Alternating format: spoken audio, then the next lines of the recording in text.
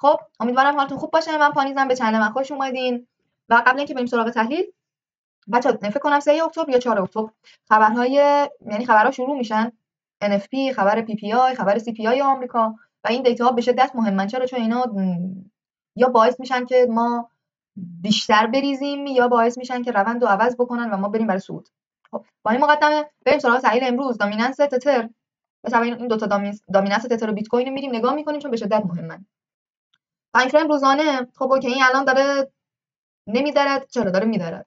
آیا همینجا پوزیشن شورت به ما نداده؟ چرا؟ شما میتوانستی با شکست همینجا 4.54 بری پوزیشن شورتتو باز بکنی. الان پوزیشنت باز شده، ولی آیا احتمال اینکه فیکش بکنه نیست؟ چرا هست؟ کجا به ما تاییدیه پوزیشن شورت میدهد؟ بچه شکست این 4.74 جاییه که به شما تاییدیه این را میدهد که میتوانید بری پوزیشن شورت باز بکنید. یعنی اینجا تثبیت بدهد توی روزانه. خب تمومه، میریم برای ریزش تا تایمی که خبرها بیاد. تا اون موقع صبر می‌کنیم خبرها بیاد. خبرها در راستای جهت روند که اگر ریزشی باشد ریزش بیشتر، اگر نه دیتاها خوب بیاد به نفع کریپتو بیاد که سناریو برعکس رو میریم برای صعود. تو چی کار می‌کنی؟ من در ادامه بهت میگم چیکار می‌کنم. پس اینجاها رو خیلی حواست باشه. این 4.75 74 حواست بهش باشه. میتونی بری آلارم ست بکنی. این تاییدیه از اینجا به بعدش به تو شورت میدهد. بریم دامیننس بیت کوین. خب تایم فریم روزانه داره نمیدره. چرا داره میدره؟ هندل سبز داره میزنه. بعد این 58 78 رو رد نکرد. چرا؟ کجا تثبیت میده به ما که ما بگیم داریم میریم برای شورت؟ بچا این 59 21 رو نباید رد کنه، ولی برای تاییدش یکی دیگه مطمئن باشیم برای پوزیشن شورت 59 36. اینجا جایی که داشه میشکسته شما میتونید پاشو برای پوزیشن شورت رو باز بکنید. چرا فقط داری راجع به شورت ها صحبت میکنی؟ بازار الان داره اینطوری به من نشون میده، داره به سمت شورت بودن حرکت میکنه. خب منم دیدگاهمو بعد بتوانم به سریع و سیر ممکن چی گفتم عوض بکنم. خب برای سناریو لانگ هم صحبت خواهم کرد. این اگر نیاد برسه به اینجا 59 21 دیگه، دیروز اینو گفتم دیگه، به این 59 21 نرسه یا حتی بیاد برسه فیکش هم بکنه، یعنی بیاد اینجا برسه فیکش بکنه برگرده به سمت پایین، خب این فیک اون لول به تو اصلا پوزیشن لانگ را میدهد. بریم خود بیت. خب خود بیت تایم فریم روزانه این صفحه کف به سمت پایین نیست. چرا؟ ولی تاییدیش رو نداریم متاسفانه. هنوز نمیدونیم این آیا واقعا میخواد بره بریزه یا نه. خب کجا میفهمیم؟ اینجا وقتی در راستای وقتی یه روند بزرگی ما سایکل بزرگی ما سعودیه، شما نباید بدون تریگر و بدون تایید بلند خلاف جهت روند بگیرید. پس باید چیکار بکنید؟ آیا اینجا به تو پوزیشن شورت نمیدهد مگه 109 110 106؟ چرا پوزیشن شورت به تو میدهد، اما در صورتی اینجا به تو پوزیشن شورت میده که این پاشه بیاد بریزه 110 رو تاچ بکنه. خب بیاد برسه به 110 پول بک بزنه، یه بار دیگه بیاد اونجا رو تاچ بکنه یا با شکست پول بک خب بیاد تاچش بکنه، اون موقع ورودت رو بزن. اگه نه همینطور شارپ داشته میریخته، خب باید از دست بدهی، اینو از دست میدهی. در نهایت 108 خودش تریگر اصلی شماست. یعنی 108 میتوانی بری با خیال راحت همزمان با شکست دامیننس به سمت بالا، چارت تتر به سمت بالا، یه طوریه که قشنگ میتونی باز بکنی نگه بداری حتی.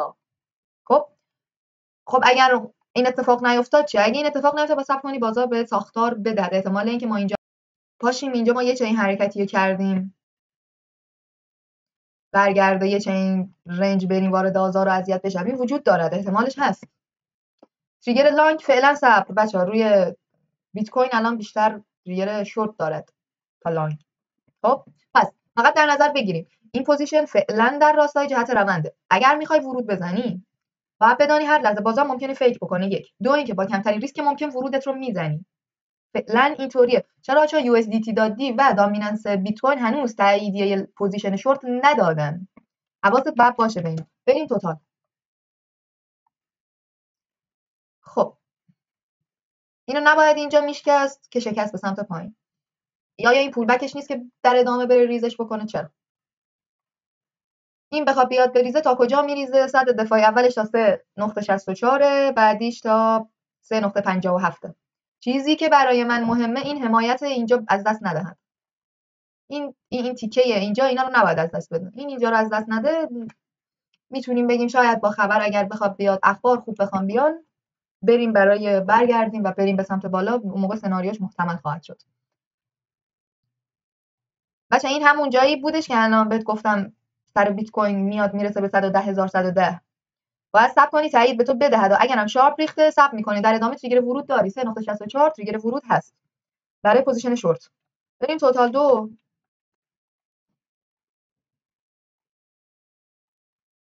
خب آیا همین الان همینجا تریگر ورود نیست؟ بیشتر در انتظار تاییدیه دامیننس بیت کوین و دامیننس تتر باید باشیم. اونا هنوز تایید ندادن. نمیتونیم زودتر ورود بزنیم بچه، چون پوزیشن خلاف جهت رونده. من خودم اگه می‌خواستم باز بکنم صبر می‌کردم تایید بگیرم. یعنی تو فعلا باز نمی‌کنی؟ نه من فعلا باز نمی‌کنم، منتظرم سقف کف قشنگ مطمئن شم نزولی میشیم. خب بعد اینکه یه ذره حالم خوش نیست، دارم مریض میشم و به خاطر همین که صدام اینطوریه و احتمال اینکه بخوام امروز پاشم برم یه سرم یه چیزی بزنم وجود داره. شاید نتوانم این کارا رو بکنم، ولی دارم میگم شما این پوزیشن رو داری باز میکنی که باید حواست باشه مدیریت ریسک داشته باشی، مدیریت سرمایه داشته پا نشی بری کل سرمایه‌ات رو ببری توی این پوزیشن. خب بریم توتال 3. بریم 4 ساعته. یه ذره بچه توتال 3 به خاطر اینکه یه سری کوینا الان دارن صعود میزنن. مثل من فکر کنم ذکر رو دیدم، ببینمش. ذکر درست دارم میزنن یو اس دی تی. ببینم ذکر رو. خب مثل ذکر الان داره سعودی میزنه. یا بریم سول یو اس دی تی، یا سولی که داره نزولی اینطوری میزنه. خب این به این دلیله که توتال 3 الان داره نوسانات نامشخص میزنه، نوسانات نامنظم میزنه. دلیلش اینه. خب اوکی، چه کار میتونیم بکنیم؟ به نظر من برای تریدتون بر حسب شاخص توتال 3 روش کاری انجام ندین. خب ولی آیا کل این موجی که رفته داره بر نمیگرده؟ چرا؟ ولی هم این نباید تا اینجا، این یک نباید برگرده 1.03. چیزی که میتونم راجع بهش صحبت کنم اینه حمایت اصلیش اینجاست، توی این باکس است. این از این 1.04 تا 1.03 نباید برگرده. خب USD.D هم گفتم بهتون. بریم others.D. سرم داره درد میکنه خیلی. خب 4 ساعت شارپ همینطور داره میریزه، داره میریزه. خیلی ریخته. آره ریخته، این نباید انقدر میریخت. ولی حمایت اصلیش کجاست؟ توی این باکس هست بچه. بخواد برگرده این از اینجا جا داره تا اینجا، کل این باکس رو جا داره. حتی تا 7.57 جا داره برگرده. منتها این تا 7.57 نباید بریزه. اینجا رو نباید رد بکنه. اگر رد بکنه دیگه پرپر میشن کوینای مثلا 11 الی پایین.